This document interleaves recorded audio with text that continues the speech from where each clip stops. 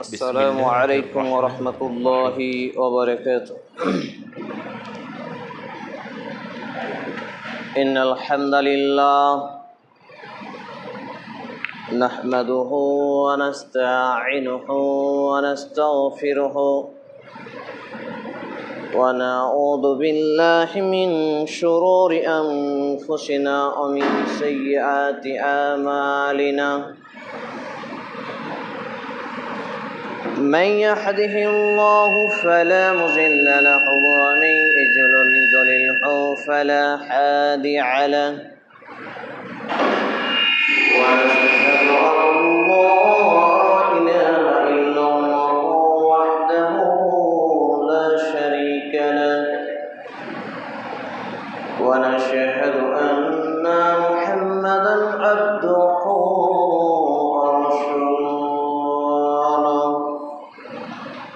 أما بعد فإن خير الحديث كتاب الله وخير الحديث حديث محمد صلى الله تعالى عليه وسلم وشر الأمور محدثاتها وكل محدثات بدعة وكل بدعة ضلالة وكل ضلالة في النار.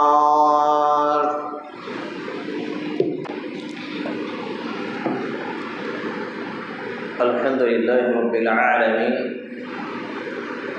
والصلاة والسلام على رسوله الكريم وعلى آله وصحبه أجمعين. أما بعد،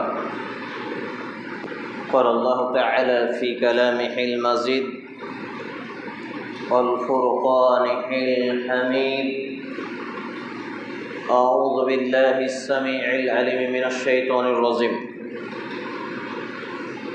قل إن الصلاة ونسكي ومحياي ومماتي لله رب العالمين.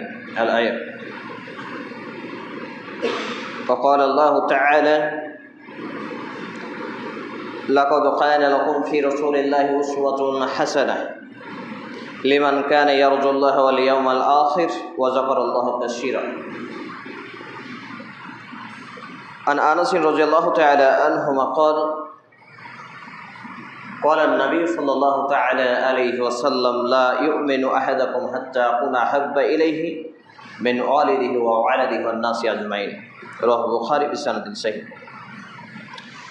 رب اشرح لي صدري ويسر لي أمري واحلل عقدة من لساني يفقهوا قولي. رب أسر ولا تؤشر وتمم بالخير.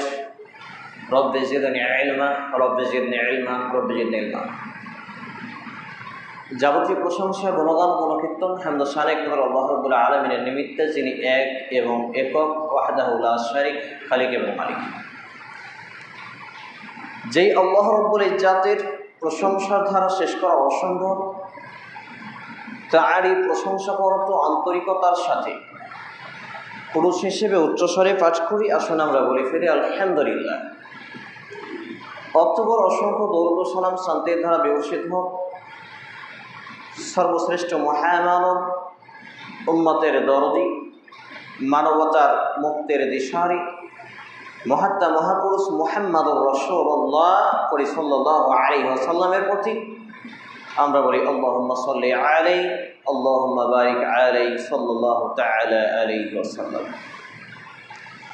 আনা তালিবুল ইলম, আমি একজন ইসলামের ছাত্র হিসেবে আজকের জুমার খুতবার আলোচনা মৌজু বিষয় হলো ঈদুল আজহার করণীয় এবং বর্জনীয়, অর্থাৎ বকরি ঈদ বা কুরবানি ঈদের করণীয় এবং বর্জনীয়। উল্লেখিত বিষয়ের প্রতি পবিত্র কোরআন এবং সেই সুন্নাহর আলোকে গুরুত্বপূর্ণ তথ্য ও তথ্যবহুল বিবরণের আপ্রাণ প্রচেষ্টা রাখছি ইনশাআল্লাহ আজিজ। ওমা তৌফিক ইল্লা বিল্লাহ, আলাইহি তাওয়াক্কালতু ওয়া ইলাইহি উনীব। 22 মে 2026, ইংরেজি 4 জিলহজ 1447 হিজরি এবং 8 জ্যৈষ্ঠ 1433 বঙ্গাব্দতে আমরা অবস্থান করছি। আমরা জানি আর হাতে গোনা কয়েকটা দিন পরেই আমাদের সামনে উপস্থিত হবে